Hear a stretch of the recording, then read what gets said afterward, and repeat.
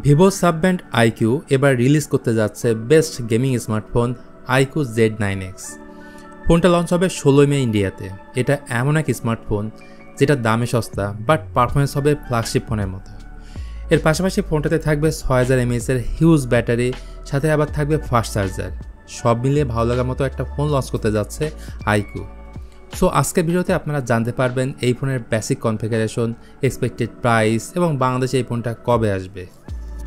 Black, white এবং light green এই তিনটি কালারের সাথে ফোনটি আসবে।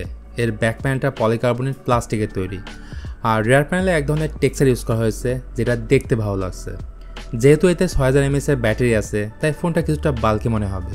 199 গ্রাম হলো এই ফোনটার ওয়েট এবং 8 মিলিমিটার হচ্ছে এই ফোনটার থিকনেস। ভালো বিষয় হলো এই ফোনে থাকছে IP64 এর রেটিং। ওভারঅল এর ডিজাইন আপনার কাছে কেমন লেগেছে জানতে পারেন কমেন্ট করে। ফ্রন্টের দিকে আসলে এখানে পেয়ে যাবেন খুবই চমৎকার একটা ডিসপ্লে। এটি 6.72 ইঞ্চির IPS LCD প্যানেল। ডিসপ্লেটি মাল্টিমিডিয়ার জন্য দুর্দান্ত হবে।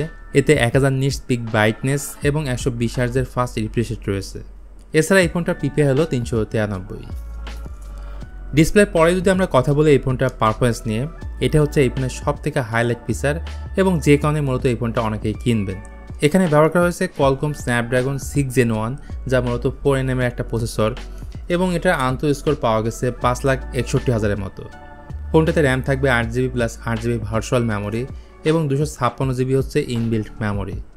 চাইলে 1TB পর্যন্ত মেমোরি কার্ড লাগাতে পারবেন।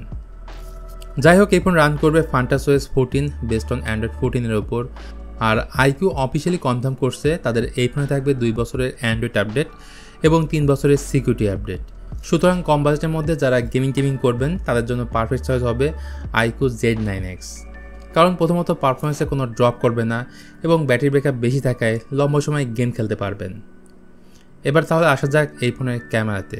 যেহেতু এটা পারফরমেন্স সেন্ট্রিক একটা ডিভাইস, সো ক্যামেরাতে বেশি ফোকাস দেওয়া হয়নি, আর এমনটাই হয় স্বাভাবিক।